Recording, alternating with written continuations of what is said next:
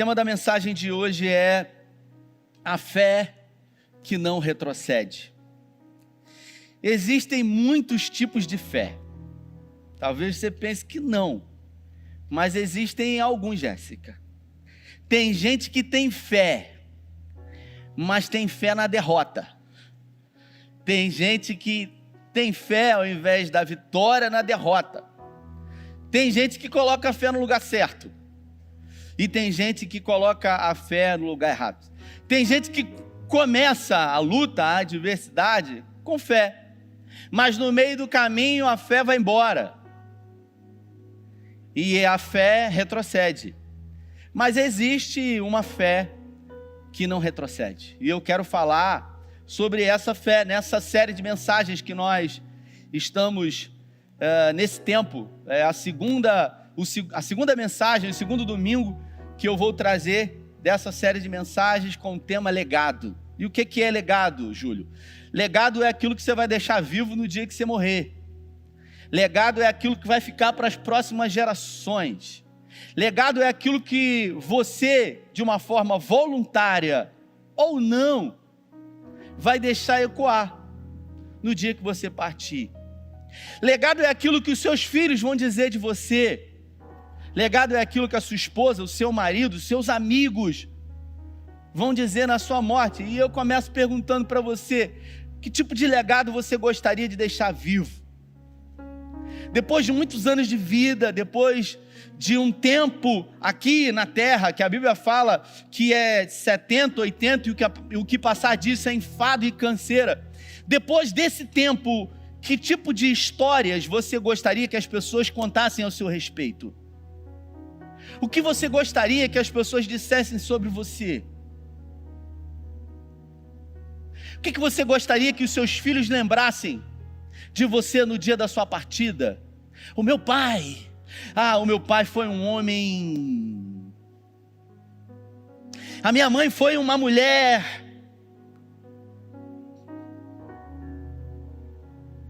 Isso é legado. E nós, querendo ou não, estamos escrevendo esse legado.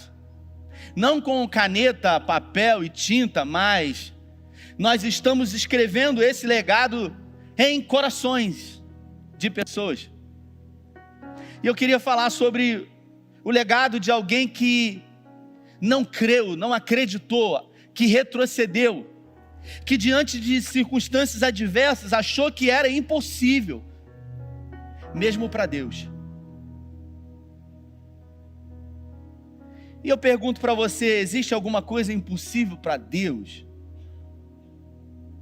Existe alguém que pode se colocar contrário a um desejo dele?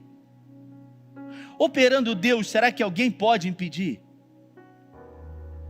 Quem porventura pode se levantar contra o braço forte do Senhor, Laura? Mas ainda assim existem pessoas que em algum momento, diante da adversidade, diante do dia mal, de circunstâncias adversas, tendem a retroceder na sua fé. Se você abriu, acompanha comigo, segundo livro dos Reis, no capítulo 6, no versículo 24, diz assim a minha tradução: depois disso, ajuntou-se Ben-Hadad, rei da Síria, todo o seu exército, e subiu e sitiou Samaria. Houve grande fome em Samaria, e eis que sitiaram a ponto de se vender uma cabeça de jumento por 80 siclos de prata, e um pouco de esterco de pombas por 5 siclos de prata. Estando o rei de Israel pelos muros, gritou-lhe uma mulher: acode, ó meu rei. E ele lhe disse: se o Senhor não pode te acudir, de onde eu poderei acudir você, mulher? Da eira ou do lagar? Perguntou o rei. O que tens? Respondeu ela. Essa mulher disse: dá-me o teu filho, para que hoje o comamos, e amanhã comeremos o meu. Cozemos, pois, o filho, e o comemos. Mas, dizendo-lhe eu ao outro dia, dá-me agora o teu filho para que comamos. E ela o escondeu. Tendo o rei ouvido as palavras da mulher, rasgou as suas vestes quando passava pelo muro.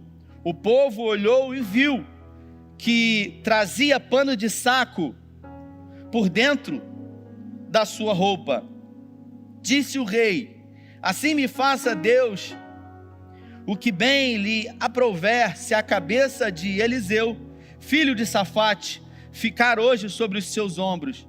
Estava, porém, Eliseu sentado em sua casa, juntamente com os anciãos. Enviou o rei um homem adiante de si, para antes. Disse aos anciãos: vedes como o filho do homicida mandou tirar minha cabeça. Olhai, quando vier o mensageiro, e fechai a porta e empurrai-a. Porventura não vem após ele o ruído dos pés do seu senhor? Falava ele ainda com eles quando ele chegou, o mensageiro, e disse o rei: eis que esse mal vem do Senhor. Que mais, pois, esperaríamos do Senhor? Em capítulo 7, então disse Eliseu: ouvi a palavra do Senhor, assim diz o Senhor, amanhã, a essa hora, mais ou menos, dar-se-á um alqueire de flor de farinha por um ciclo, ou 2 de cevada por um ciclo à porta de Samaria.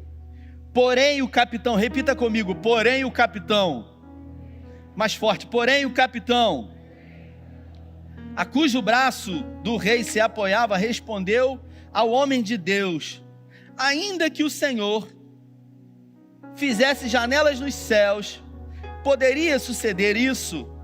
Disse o profeta Eliseu: eis que tu o verás com os teus olhos, porém disso não comerás. Feche os seus olhos. Pai, essa é a tua palavra, e nós pedimos que nessa noite, em graça, o Senhor nos conduza, e que possamos nessa noite, através dessa história, através desse legado, tirarmos exemplos para as nossas vidas, práticos, para que possam, ó Deus, transformar um legado que tem sido construído por nós. Nós queremos ter uma fé que não retrocede. Essa é a nossa oração, agradecidos em nome de Jesus. Amém. Esse texto é um texto que fala no período onde os reinos haviam sido divididos: reino do norte, capital Samaria, e reino do sul, capital Jerusalém. Aqui especificamente nós estamos no reinado do rei Jorão. Esse homem, filho de Acabe, havia assumido o trono, e por consequência de se voltar à adoração a ídolos pagãos, a Bíblia fala que o Senhor havia sentenciado que aqueles que se voltassem contra ele, obviamente iriam colher consequências amargas. Não é um castigo da parte de Deus. Tudo se trata de uma lei espiritual que o apóstolo Paulo declara para nós em Gálatas 6:7: de Deus ninguém pode escarnecer, aquilo que o homem semear, certamente ele colherá. E a gente vai entendendo que da vida a gente tem aquilo que a gente oferece. A semeadura, ela é opcional, mas a colheita, ela é inevitável, ela é obrigatória. Você pode errar por ação ou por omissão. A Bíblia fala que aquele que sabe que é certo e não faz, esse comete pecado. E aqui nós temos o rei Jorão, filho de Acabe, que havia se voltado contra o Senhor. E algum tempo depois, os sírios vieram com toda a sua força contra Samaria, especificamente no reinado do rei Ben-Hadad. Os sírios já haviam intentado conquistar Samaria, e as suas estratégias de guerra haviam sido frustradas. Mas naquele momento, especificamente, o rei Ben-Hadad, com um exército poderoso e com uma estratégia de guerra infalível, ele não tentou invadir Samaria, ele usou uma estratégia de guerra. Ele sitiou Samaria, ele cercou a cidade que estava rodeada por uma grande muralha. e ele ficou uma distância de um tiro de flecha, ou seja, ele ficou com o seu exército numa distância em que os arqueiros que se encontravam nos muros da cidade não podiam atingir com flechas o seu exército. E os samaritanos, eles aguardavam pelo ataque. Provavelmente, eles se prepararam, eles fizeram estratégias de guerra aguardando que os sírios viessem tentar transpor as muralhas, mas não foi isso que Ben-Hadad resolveu fazer. Ele sitiou e ele decidiu no seu coração matar o povo à miséria. Ele disse: nós vamos ficar aqui por um tempo indeterminado até que eles morram de fome e nós conquistaremos a cidade. E eu queria conjecturar, imaginando que os samaritanos presos dentro de Samaria, pensando: eles vão atacar hoje, eles vão atacar amanhã, eles vão atacar semana que vem. E um dia passou, 2 dias, uma semana, 1 mês, 2 meses, 3 meses, 1 ano, pastor Vanderlei. E nada dos sírios atacarem, até que 2 anos se passaram e as reservas de alimento dos samaritanos começou a acabar. A água, a cevada, o trigo, o capim para os animais começou a esgotar. E depois de 3 anos, estando ali em volta das muralhas de Samaria, houve uma grande fome. Nos dias de hoje, o texto diz que uma queixada de jumento, ou seja, uma cabeça de um jumento, chegou a valer $50 no dinheiro de hoje. Uma miséria, uma fome. E o rei Jorão, ele começou a fazer inspeções sobre as muralhas em alguns pontos que estavam ruídos e dar direções para os seus oficiais para que reparassem a muralha, até que ele é surpreendido por uma mulher que sai no meio da multidão gritando: majestade, majestade, majestade. E então ele para e ele pede para que essa mulher venha na sua direção e ele diz: majestade, eu tenho um problema. E ele disse: pode falar. Majestade, nós estamos vivendo um período de fome terrível e eu estava com uma amiga e nós 2 tínhamos filhos e ela disse para mim: vamos comer o teu filho hoje e amanhã comeremos o meu. E assim o fizemos, matamos o meu filho. E no outro dia, quando chegamos à vez de fazer com o filho dela, ela o escondeu. Um texto muito forte que retrata uma espécie de canibalismo. Tamanha era a fome, tamanha era a miséria da época. Retrata um período terrível, onde os moradores já não tinham mais esperança, inclusive no Senhor. O rei Jorão, ele se dirige àquela mulher, muito irado, ele rasga as suas vestes, e o povo percebeu que por baixo das vestes reais, ele estava vestido de pano de saco. E todas as vezes na Bíblia que alguém vestiu pano de saco, quis produzir humilhação e vergonha para si. A figura do rei era uma figura que deveria passar autoridade, segurança, respeito. Mas o rei, por dentro da sua roupa, demonstrava que o seu coração se encontrava envergonhado, sem ter o que fazer. O rei então toma uma decisão e ele diz, e ele responsabiliza o profeta Eliseu. Ele diz: tão certo como o Senhor vive, e que ele faça o que quiser comigo amanhã, se a cabeça de Eliseu amanhã, a esse mesmo horário, estiver sobre os seus ombros. Ele manda um mensageiro então à casa de Eliseu, que morava em Samaria, e estava com alguns anciãos lá, e já havia sido avisado pelo Senhor que o rei estava ao seu encontro. E quando o rei chega à casa de Eliseu, ele diz: isso tudo que está acontecendo em Samaria só pode ser obra do Deus a quem você serve. E ele ainda comenta uma frase que é muito intrigante na Bíblia. Ele diz: porventura posso eu ainda ter esperança no Senhor? Você imagina o coração de alguém que é capaz de fazer essa pergunta: porventura posso eu ainda ter esperança ao Senhor? Observe que o rei Jorão, ele busca responsabilizar alguém. ele busca atribuir a culpa sobre aquilo que está acontecendo ao povo de Samaria a alguém, e ele resolve colocar isso na conta do Senhor. Uma vez que ele estava praticando idolatria no povo de Deus, mas não teve a capacidade de olhar para si, de assumir as suas responsabilidades, como em Lamentações do profeta Jeremias diz: de que se queixa o homem, senão dos seus próprios pecados e delitos cometidos? O profeta Jeremias, ele faz uma inquietação muito interessante. Ele diz: de que se queixa o homem, senão dos seus próprios pecados e delitos cometidos contra Deus? De que se queixa eu e você? Da vida, dos problemas, das questões que nós temos, uma vez que nós somos responsáveis por fazer ou não fazer, por agir ou por não agir.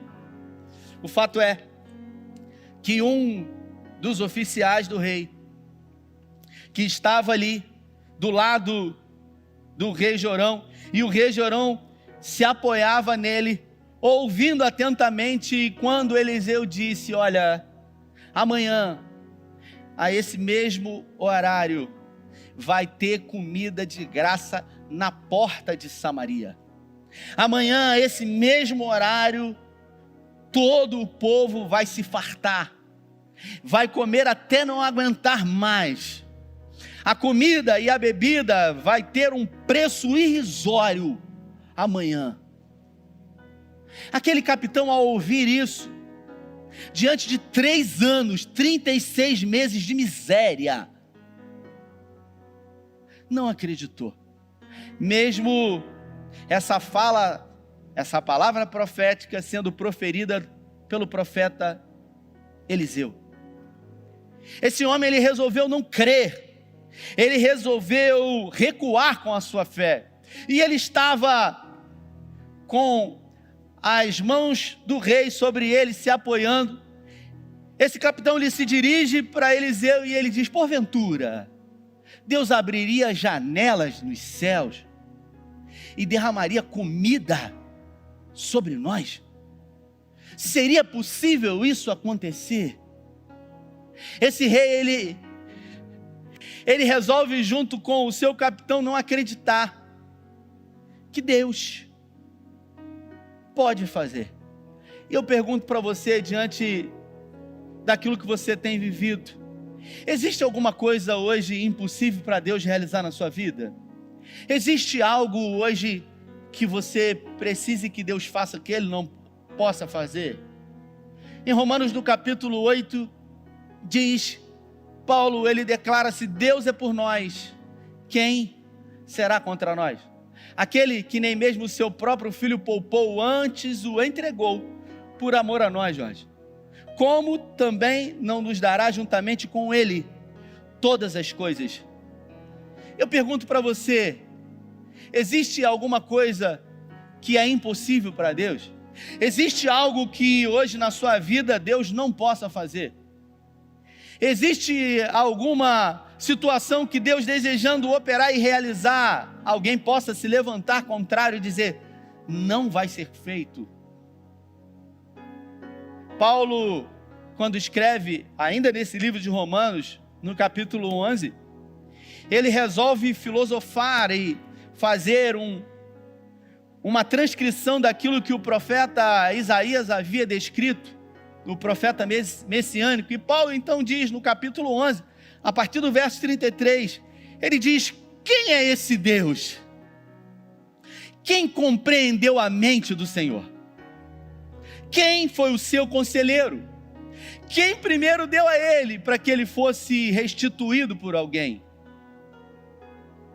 Porque dele, por meio dele e para ele são todas as coisas. Tudo é por ele, tudo é para ele, tudo vem dele. Aquilo que é aparente e invisível foi criado por ele. Nós não conhecemos como ele o fez, mas uma coisa entendemos: foi ele que fez, foi ele que realizou, foi ele que operou. Em Gênesis diz que Deus declarou: haja, e aquilo que não existia, houve, e foi trazido à existência, houve uma forma, foi criado.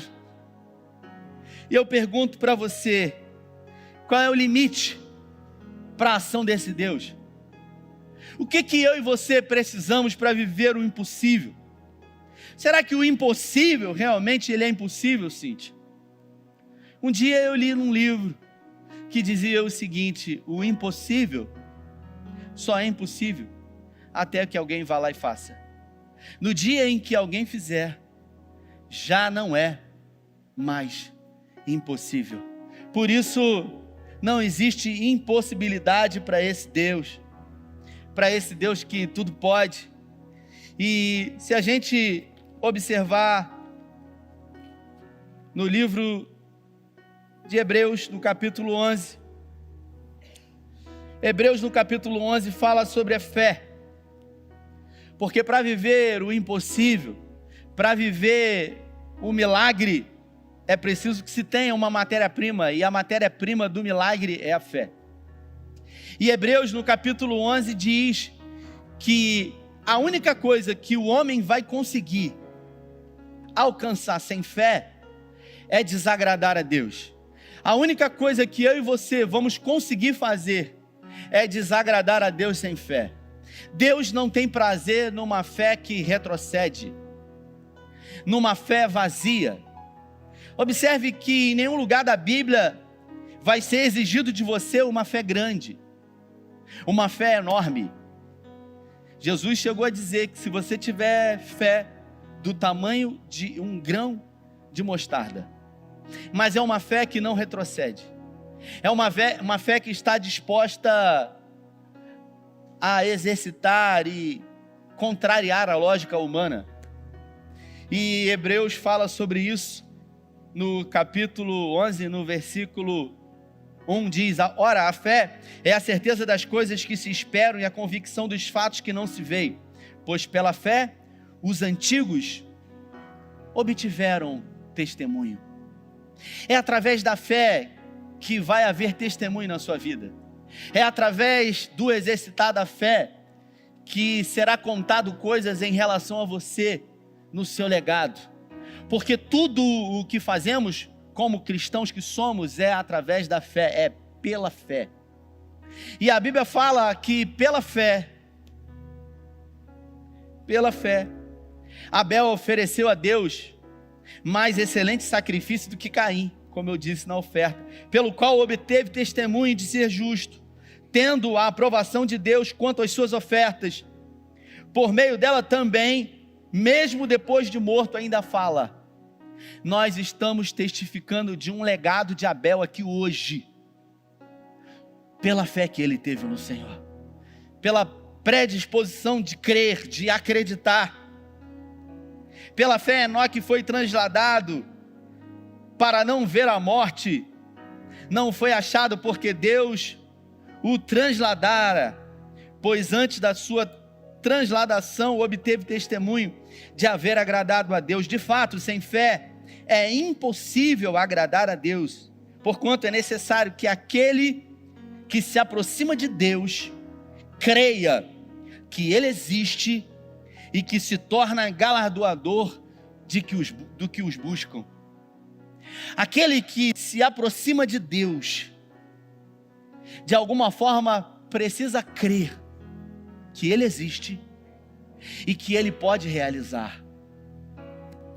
Nós até acreditamos que Deus fez, nós até temos certeza que Ele pode fazer. A questão, Rubinho, é acreditar que Ele pode fazer hoje na minha vida. A questão é ter fé suficiente para depositar todas as minhas fichas e dizer: hoje Ele vai realizar o milagre na minha vida. Assim como aqueles 4 amigos do paralítico que, diante de um estado deplorável do seu amigo, nada podiam fazer, mas pegaram ele e acreditaram que o Senhor poderia fazer. E Hebreus diz que Deus é galardoador daqueles que o buscam. Deus, Ele abençoa aqueles que buscam a Ele com fé no seu coração. E aqui diz Pela fé, Noé, divinamente instruído acerca dos acontecimentos que ainda não se viam, sendo temente a Deus, aparelhou uma arca para a salvação da sua casa, pela qual condenou o mundo e se tornou herdeiro da justiça que vem pela fé. Eu queria que você imaginasse Noé quando recebeu uma mensagem de Deus falando para ele: olha, eu vou acabar com tudo, a idolatria, a prostituição, e eu quero, Noé, que você construa um barco muito grande, uma grande embarcação, e nessa embarcação você vai colocar um casal de cada animal, e eu quero que você pregue para as pessoas, para que elas se arrependam, e elas resolvam viver uma nova vida, porque vou acabar com tudo. E quando Noé começou a construir aquela arca, o sol, ele pegava pesado, tinha um sol para cada um, igual o pessoal lá de São Gonçalo, um sol para cada um, e o pessoal falava assim: que história de chuva é essa? Porque há muito tempo não chove. E você sabe quantos anos demorou para que Noé construísse aquela arca? Sabe, Jéssica? Não foram 6 meses, não foi 1 ano, não foram 3 anos como o rei Ben-Hadad cercou a cidade de Samaria. Foram 120 anos sendo chamado de louco, sendo chamado de maluco, porque resolveu acreditar, Alexandre. Sendo taxado como doido, porque resolveu crer contra a esperança. Mas tudo dizia que não. Mas tudo era contrário. O serviço de meteorologia dizia que nunca ia chover.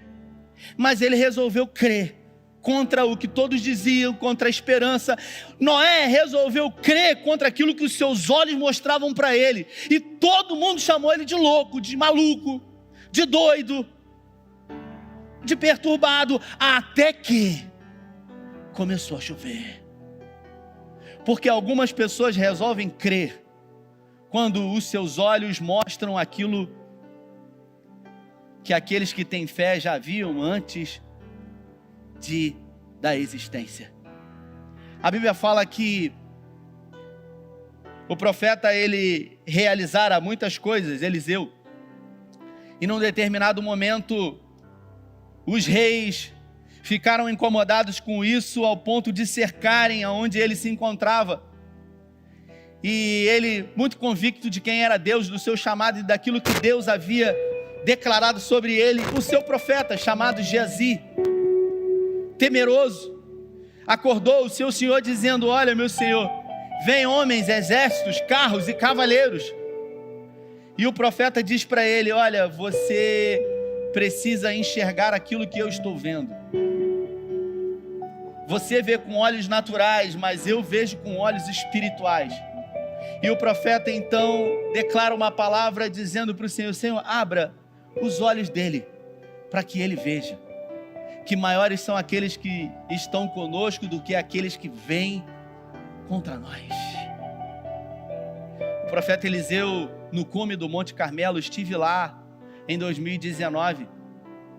O profeta Elias, ele se encontra desesperado, mas ele clama ao Senhor para que envie chuva. E ele manda o seu moço subir no mais alto do Monte Carmelo em direção ao mar e avistar aquilo que vinha, mas que ninguém conseguia ver ainda. E o moço dele sobe a primeira vez e olha e não vê absolutamente nada. E ele volta ao seu senhor e o seu senhor diz para ele: volta lá e veja novamente. E ele vai 1, vai 2, vai 3, vai 4, vai 5, vai 6, até que na 7ª vez, pastor Vanderlei, aquele moço do profeta, ele observa algo muito pequeno. Ele observa uma pequena nuvem do tamanho da mão do homem. E a Bíblia fala que quando ele desce para o seu Senhor e diz que aquilo que está vindo é muito pequeno, é quase que insignificante, mas o profeta Elias diz: isso já é mais do que suficiente, porque corre depressa, porque vem grande chuva. Eu quero declarar sobre a sua vida que Deus não precisa mostrar grandes coisas para que você creia. Basta apenas um sinal, um pequeno sinal. Basta apenas a visão de uma pequena nuvem do tamanho da mão de um homem, porque esse é o sinal de que uma grande chuva da parte do Senhor virá. Nós não somos daqueles que retrocedem diante de adversidades e diante daquilo que os nossos olhos produzem. Eu me dirijo a você que veio aqui e a você que está em casa. Diante da vida que você tem, das circunstâncias, das adversidades que você está passando, qual é o legado que você quer deixar para os seus filhos? O que você gostaria que os seus filhos dissessem sobre você? Ah, meu pai foi uma pessoa boa, né? Ele me levava para a igreja. E eu gostava, ficava na salinha. Tinha algumas crianças, eu adorava uma professora da salinha. Não, o meu pai foi um homem de fé. O meu pai me ensinou a crer no impossível, a viver o invisível, a acreditar, mesmo contra a esperança. O meu pai foi um homem que deixou um legado de fé para mim. Assim como George Miller. George Miller, a Bíblia fala sobre esse homem, esse ícone da fé. Esse homem, ele, na sua juventude, foi usuário de drogas, cometeu alguns delitos pequenos. Só que o seu pai mandou ele para uma colônia de férias e depois para estudar numa escola protestante. E lá ele conheceu o Senhor, teve a sua vida mudada. O seu coração aqueceu, ele se envolveu em missões e depois se casou. E George Miller, ele abriu 5 orfanatos. Ele alimentou mais de 200 mil crianças. E George Miller, ele tinha por hábito, pastor Vanderlei, a oração. Pastor Giovanni, ele orava todos os dias. George Miller nunca ousou pedir $1 sequer a quem quer que seja.